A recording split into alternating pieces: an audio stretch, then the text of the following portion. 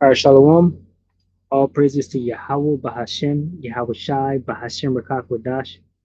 Double honors to the elder apostles, the bishops, and the elders of GMS, who rules well. Peace and salutations to the elect. My name is Ainal. The title of this video is And His Steps Shall Be Straightened, right? Let me actually grab back to that. It says, The steps of his strength shall be straightened, right? And this is talking about, of course, Babylon the Great being in a position of difficulty, and pretty much because of Donald Trump, this cruel lord, and the steps that he have taken, right, to come against his enemies, he has put himself, America in a bad position, right? And he's feeling it. He's trying to make new deals. If you've been paying attention to what's going on about him putting the tariffs, all over, the different countries and peoples. Now he's trying to make new deals to reverse what he has already started. He has different American companies call him up trying to make deals like you know the car companies, and different things because they're in a position of scrapes, right, which is position of difficulty, right? So, and pretty much, it's bad times for America.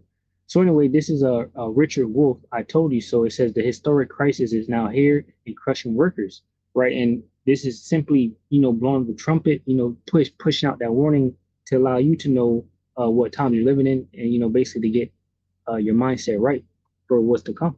Which is Jacob's trouble. So Trump disrupts global trade by putting a tariff on everybody. It is well understood that this changes all of the global supply chains. We don't know where the ships are going to go. We don't know which ship is going to be empty on one route, one step of its route, so it can't go from here to there, because even if it had to carry a freight to go there, it doesn't have a comparable freight to come back because of the. So if you're involved with a globalized supply chain, you are in trouble. You're going to have multiple tariff effects added on to one another, and you're going to have extreme uncertainty. China and the BRICS is where the manufacturing supply chain moved to over the last 40 years. They need the international supply routes least of all. People misunderstand. Do they depend on exports? Yes, to a remarkable extent. Does that vulnerabilize them to supply chain problems? Yes, to some extent. But the irony is most of the manufacturing in the world needs inputs from far away. China does not. China has internalized all of that to a remarkable extent. That offsets their dependence on global supply chains. But for Europe and America, nothing offsets it. They have denuded themselves of the components of the supply chain. They are totally vulnerable. American automobile, Larry Barra of General Motors and the fellow at the head of Ford, have been busily explaining, both to the press and to the Congress, the complicated supply chains that their car production is dependent on. That's why they have to be involved in all of it. Even for the cars made in America, their dependence on supply chains is what we've been doing for the last half century. Meanwhile, China has been gathering into itself and even more into its BRICS allies, so they're not vulnerable in the same way. Nobody seems to be able to put that together. And what that means is when you do it, you end up with the following remarkable guess, that this disruption of the world economy is more costly to the West and America than it is to China. China's in a better position to cope with this than we are, and we're doing it. This is like having a duel with a skilled swords person, and you never touched one. And when the duel is arranged, they ask you, what weapons do you choose? And you choose swords. That's crazy because the other guy is an expert. This right. So, he's going in, and basically Trump has made a mistake, right? And it has put America in a position of scrapes, right? This is Luke 14 and 25. The point I want is at 31, but I'll read from 25. It says, And there went great multitudes with him, and he turned and said unto them, If any man come to me and hate not his father and mother and wife and children and brethren and sisters, yet and his own life also, he cannot be my disciple. So you have to be ready to lose it all here in his walk, in his ministry, doing the work of the Lord, right? Because you will be tested, you will be put through the fire, right? To, be refined in it. It says, And whosoever doth not bear his cross and come after me cannot be my disciple, right? Carrying your cross is a position of difficulty, right? The tribulations and the things that Yahushua went through, we have to also go through these things, and that's what carrying a cross means. It says, "For which of you intending to build a tower should have not down first and count the cost, whether he have sufficient to finish it? Least happily, after he have laid the foundation and is not able to finish it, all that behold him begin to mock him, saying, This man began to build and was not able to finish." And that's the point. So, this is one side of the coin of us in this walk, you know, basically counting the cost and knowing what you're involved in, right? Because this is not an easy thing. If it was easy, everyone would do it. What did Yahweh Shai say? He said, the work is plenteous, but labors are few, right? He basically prayed for more laborers, to do the Lord's work, right? So anyway, it says, moving on, it says in verse 31, it says, "Or what king going to make war against another king should have not down first and consulted whether he be able with 10,000 to meet him that cometh against him with 20,000." So if you, relate this to Donald Trump, he basically put tariffs on China. Meanwhile, China is self-sufficient and America is not. And it's backfiring on the American people. It says, "Or else, while the other is yet a great way off, he sendeth an ambassage and desire conditions of peace." And that's exactly what Donald Trump is doing now. They're mocking him, just like this said here. They're mocking Donald Trump. He's waiting for a call from China, and the call never came in, right? And now he's trying to make new deals, right? Because he messed up. So I read that again. It says, "Or what king going to make war against another king should have not down first and consulted whether he be able with 10,000 to meet him that cometh against him with 20,000? Or else, while the other is yet a great way off, he sendeth an ambassage and desired conditions of peace. So likewise, whosoever he be of you that forsaketh not all that he hath, he cannot be my disciple." So basically, it went into a little bit about our walk and also a king. And Donald Trump is a king.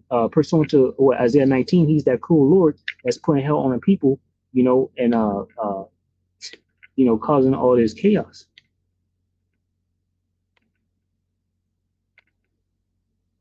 Message to Egypt, which is basically a message to America. Isaiah 19:1, it says, "The burden of Egypt, behold, the Lord Yahweh arrived upon a swift cloud," which is a chariot, an actual spaceship, right? That the Lord Yahweh Shai will return in on the day that he returns, right? Along with the angels. It says, "And shall come into Egypt," right? And that's pursuant to 2nd Ezra chapter 13, right? Matthew 24, around the 30th verse. Also, it says, "And the idols of Egypt shall be moved at his presence, and the heart of Egypt shall melt in the midst of it." It says, "And I will set the Egyptian against the Egyptian, and they shall fight everyone against his brother, and everyone against his neighbor, city against city, and kingdom against kingdom." And why is that? That's because of the things that this cruel Lord, Donald Trump, right, the king of Babylon, is doing. It says, "And the spirit of Egypt shall fail in the midst thereof, and I will destroy the counsel thereof," right? And he has no counsel, right? And even this dude, Richard Wolff, is going into it. That's kind of what I'm going into, right? He didn't sit down and count the cost of whether putting these tariffs on China would work out, and it's not working out.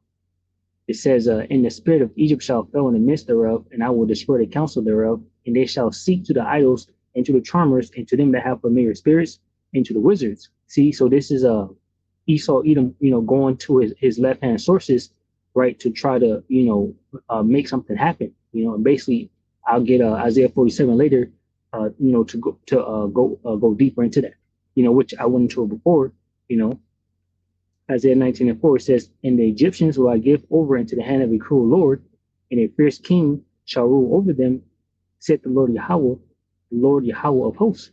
Right. So this fierce king and this cruel Lord is Donald Trump in these last days. Through faith is what we believe, right? Because we're counting down the days towards the end, right? And we're at the end now, and we can see that Donald Trump is basically fucking up America, pretty much, and they're gonna have to bring in a reset. But with this reset, they're gonna end up going into war, and that'll be that. So let me go back over here. tariff game of Trump has to be the act of a person who never either thought it through or who never listened to the advisors who explained to him, here's the cost if you do that. We put in $350 billion, detail. Most of that money was spent by the United States government on the United States corporations and individuals. That's where most of that money always goes. It goes to large corporations who have nice contracts with the Defense Department and who pick up the money. It's American money funding the American economy by means of the war over there. Yes, but it's not money somehow gone. And then to say the Europeans spent only $100 billion, which is secured. It's secured by the deposits of Russia that are illegal. The Europeans, by the way, have not in fact touched them because legally they have been told by their own lawyers that they can't do that. They have to attach the interest earned on that deposit, but not the deposits themselves. And Right, and that was interesting to me because I watched this video, to see what it was talking about, and I put some precepts together, as you can see at the top. And then when they said that, that was something I always was wondering about because they would say things like, "Oh, we sent, such and such amount of money to Ukraine with frozen assets from Russia." I always wondered about that. So what he's saying here is that that's actually not the case. And then I went into this, of course, Isaiah 58:3 says the wicked are estranged from the womb. They go astray as soon as they be born, speaking lies, right? And that's exactly what's happening with them lying about the frozen assets. And even now, the new trend is what? They're hurt. They're oppressed. The so-called Edomite, or the so-called white man, the Edomite. They're now talking about they're oppressed, and all this extra stuff. And I thought about the scripture also. It's just crazy, that's even a new trend. Psalm 58:3, it says the wicked are estranged from the womb, they go astray as soon as they be born, speaking lies. It says their poison is like the poison of a serpent. They are like the deaf adder that stoppeth her ear. Right. So and we got this in the NLT. It says NLT, they spit venom like deadly snakes. They are like the cobras that refuse to listen. So that's the so-called white man right there. But I thought I'd throw that in there because it's interesting. That's a new trend that's going on. And so it's not correct to say they're secure. They're very insecure. And then finally, he's making a deal because he's so upset by death. Well, a few miles away, I can show him much more horrific pictures of dead people and dead children in Gaza. Doesn't seem to bother him at all. But the ones in Ukraine, these are really kind of, what in the world are we talking about? And then you ask us, which is fine, to talk about the new agreement. I mean, the agreement is between the United States that has no claim on Ukraine at all. And the Ukraine government, was out of power by its own constitution many months ago. Mr. Zelensky, he's not a constitutional government. He has no right to sign anything unless he has an election. He hasn't had an election. Responsible for billions of dollars of investment. All right, just skipping a little bit ahead. He goes into it. If you want to check the video, I showed you, the title right there for you. I'm not responsible for all the jobs, but Mary Barra at General Motors or the people running Ford or any of the others are. Look, orders 3 weeks ago were collapsing in China for consumer goods. Last week, a lot of Chinese companies happily announced they're back in production. Why? Because the head of Walmart and the head of Target and the head of a couple of other companies had a meeting with Mr. Trump, and he told them he would adjust the tariffs so that they wouldn't miss out on the shipments of goods from China, which are crucial for the Christmas selling season in retail America, which is the most important part of the year for these companies. He is changing and shifting 1 minute to the next. You can't know. That's what he wants. And no one around him, including the economic advisors that I know, who have told him what I've just said, can get to first base with him. He's gonna do it the way he feels like. When you saw right, and that's going to Isaiah 19 that I got that cruel Lord, right? How he's moving as a king, but also as he said right there, they're going back and forth in the meetings, trying to figure these things out, And basically, that got me to Isaiah 47, like I said, I was going to get also with these, witchcraft that they're going into.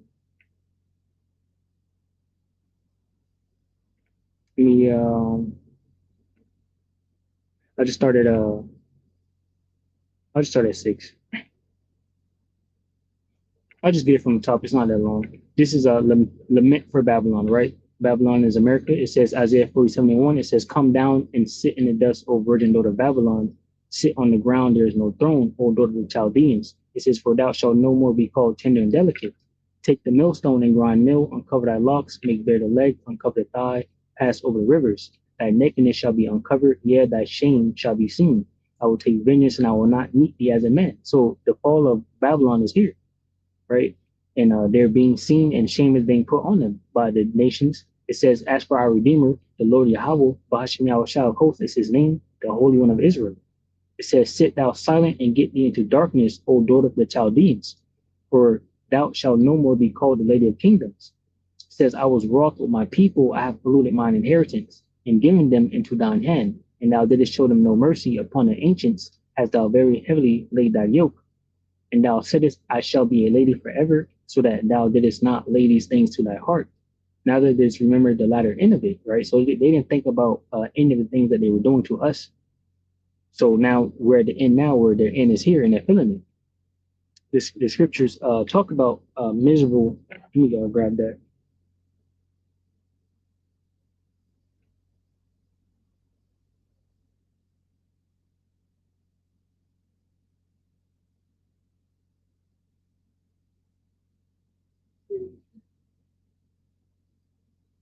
This is Baruch chapter 4 and verse.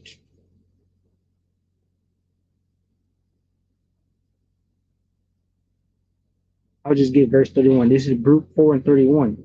It says, "Miserable are they that afflicted thee, and rejoice at thy fall. Miserable are the cities which thy children serve. Miserable is she that received thy sons." Right. So, that's basically all the nations around us, right? All the people, And I don't know if y'all heard that noise or whatever. I don't know where it came from. So, it's lucky about that. I don't know if it was, loud or whatnot. So I'll read that again. This is Group 4 and 31. It says, "Miserable are they that afflicted thee." But we know who it is. It's Satan. Of course, it's Satan.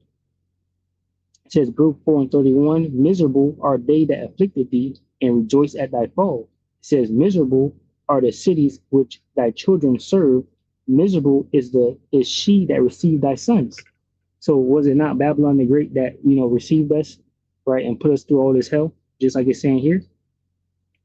So they're miserable as hell, right? Even the scriptures say, when the wicked bear rule, the people mourn, right? But when the righteous bear rule, the people rejoice. But right now, what? Esau, Edom, the wicked, is bearing rule over the earth, and the people are mourning, right? And that's why they're miserable as hell. Isaiah. So I got that. Let me go down to verse 8 now. It says, Isaiah 47 and 8, "Therefore, hear now this, thou that art given to pleasures, that dwellest carelessly, that saith in thine heart, I am, and none else beside me. I shall not sit as a widow, neither shall I know the loss of children." It says, "But these two things shall come to thee in a moment, in one day, the loss of children and widowhood. They shall come upon thee in their perfection, for the multitude of thy sorceries and for the great abundance of thine enchantment." See, so this was something that Esau, Edom, Babylon, the Great America was always into, enchantment, sorceries, and things like that. The left hand sources. It says, "For thou hast trusted in thy wickedness. Thou hast said, None seeth me. Thy wisdom and thy knowledge it have perverted thee. And thou hast said in thine heart, I am, and none else beside me." It says, "Therefore shall evil come upon thee. Thou shalt not know from whence it riseth, and mischief shall fall upon thee. Thou shalt not be able to put it off, and desolation shall come upon thee suddenly, which thou shalt not know." See, and that's the point, because why? Like I got Donald Trump put these sanctions on these different people, but he didn't count the cost of what was going to happen afterwards. Basically, you got bricks being set up. You have these nations depending on, themselves, right? You have nations trying to de-dollarize and get around US and the dollar. And that was the power of America, right? So now America is falling, and pretty much this is going to bring war. It's going to bring World War III and ultimately the end of the current rulership of this world, right? It says, It says in verse 12, stand now with thine enchantments and with the multitudes of thy sorceries, wherein thou hast labored from thy youth. If so be, thou shalt be able to profit. If so be, thou mayest prevail. So the Most High Yahweh is telling Esau to continue on with his enchantments and see if it's going to help you on what he's about to do, to America, which, there's no hill in Babylon, pursuant to Jeremiah 51. There's no hill in Babylon. Isaiah 47 and 13, it says, thou art weary in the multitude of thy counsel. See, that's the point. That's all. This Donald Trump is going through this. He's all councils, trying to figure out, even people are asking questions in interviews, and he's just outright saying he don't know. He don't know. That's, oh, this guy is going to figure it out, or that guy is going to figure it out. All right. So he's weary in the multitude of the councils of trying to figure out, what can they do? The scripture saying, what is it? Let me grab that. First Thessalonians 5 and 3, let me grab it. Sorry.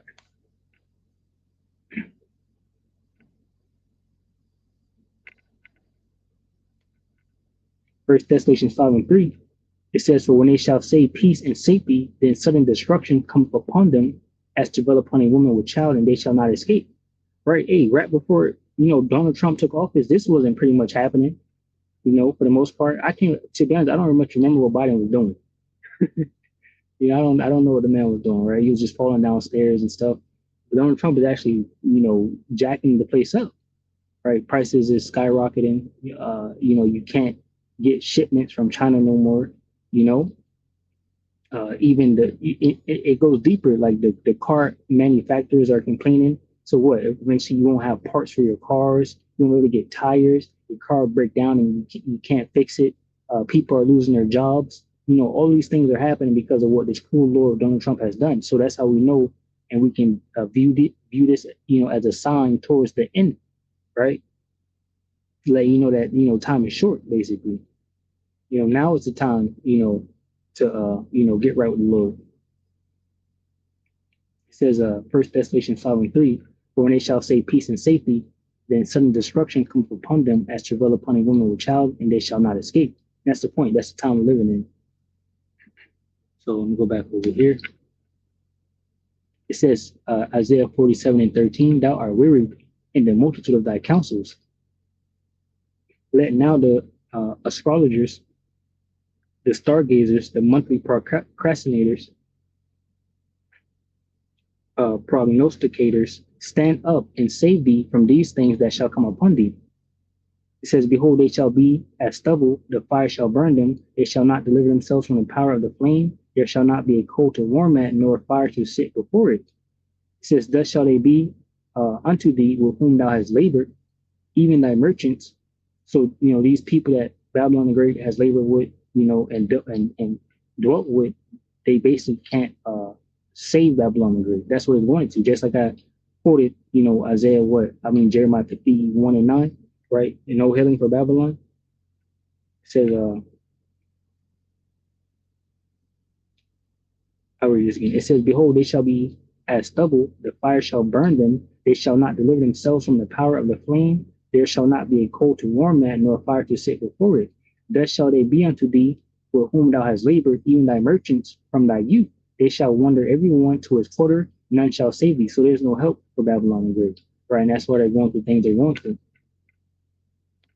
Incompetent Biden stay in the office and refuse to step down. You should have noticed the president can do that. He can do it for months, and he can do it at the expense of his political party. That's the way American individualism always works. It will, in the end, undo the country that celebrates it as its extraordinary strength. It's Hegel again. That individualism will make you strong in some circumstances and make you collapse. In my judgment, the Europeans are in a state for which the only word I can think of is desperation. They are finished. Europe is the fall guy in all of this. The world is shaping up as a declining empire of the G7 on the one hand, led by the United States, and the rising empire of China, allied with the BRICS. The Chinese have been working for 15 years to develop the BRICS as a serious alliance, and they've done a very good job. The United States G7 has just been dealt a death blow by the United States turning on literally every one of those countries. Canada, maybe not Japan, but even there. I'll grab a little bit of this. This is Job 18 and 5. It says, "Yet the light of the wicked shall be put out, and the spark of his fire shall not shine. It said the light shall be dark in his tabernacle, and his candle shall be put out with him." It says the steps, which is the title, the step of his strength shall be screened, and his own counsel shall cast him down. And that's exactly what's happening. Right? They're wearied in the multitude of their counsels, and it's all casting them down. Right? It says, "For he is cast into a net by his own feet, and walketh upon a snare." So and that's what the dude said.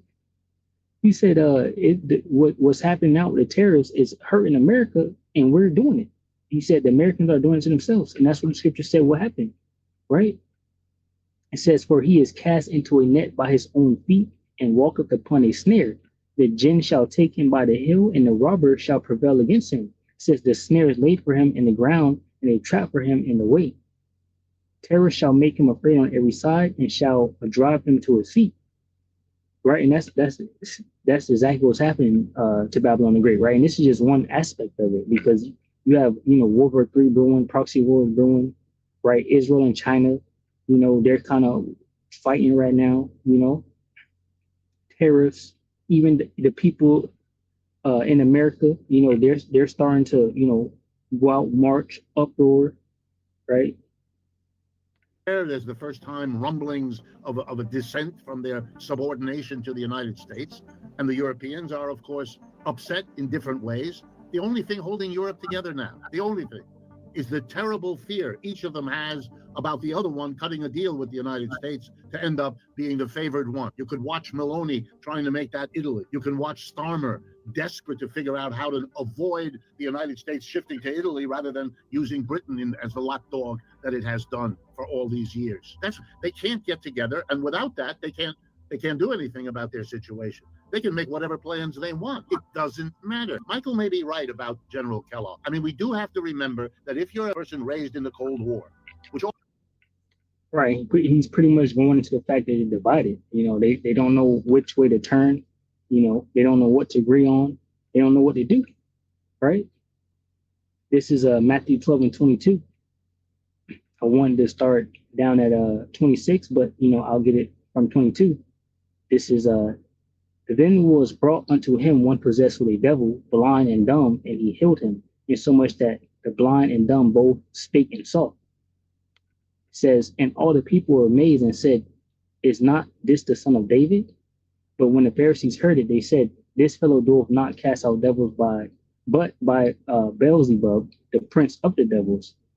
And Yahushua knew their thoughts and said unto them, "Every kingdom divided," and this is the point I wanted, and this dude is saying that Yahushua cast out devils by a prince of devils, right? Not of the spirit of Yahweh. But it said, "And Yahushua knew their thoughts and said unto them, Every kingdom divided against itself is brought to desolation, and every city or house divided against itself shall not stand." And that's pretty much what's happening with the Babylonian Empire, the beast system, the NATO and the EU and America. They're completely divided. They don't know which way to go, which way to turn, right? And it's collapsing world right now, right? Because their enemies, China, Russia, Iran, and the rest, pretty much are now self-sufficient and not relying on, the West or the dollar or anything like that, right? They're going their own way. Every kingdom divided against itself is brought to desolation, and every city or house divided against itself shall not stand. Satan casts out Satan; he is divided against himself.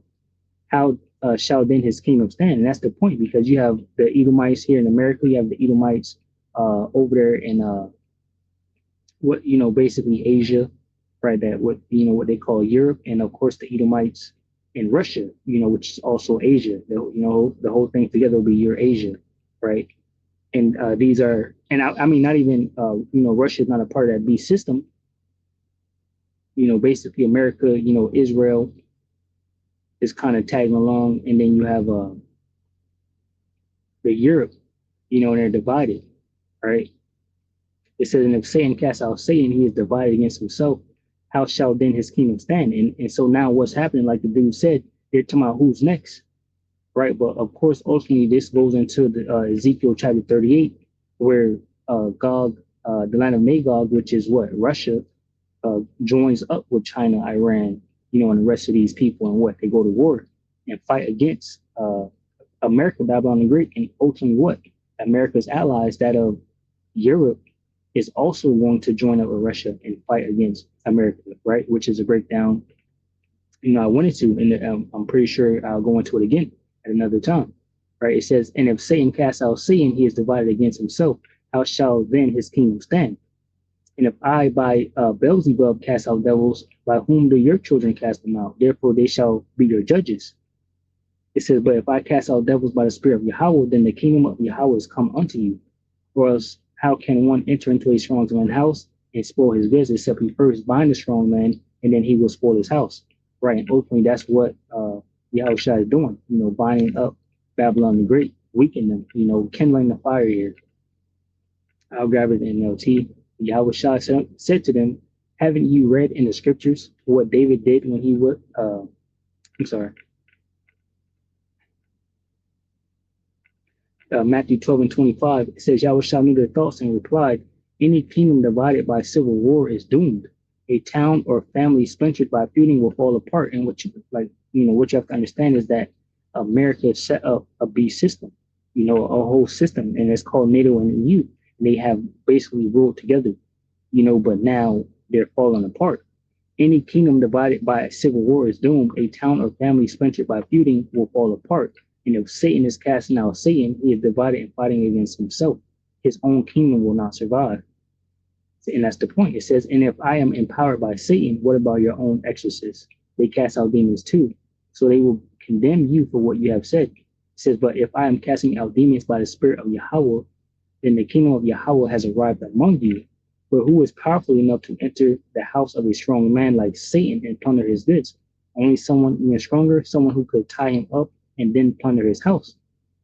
And like I said, Yahweh Bashim Yahushua is doing exactly that, binding up Esau, Edom, and preparing them for the slaughter, basically, for the destruction, the great destruction of World War III.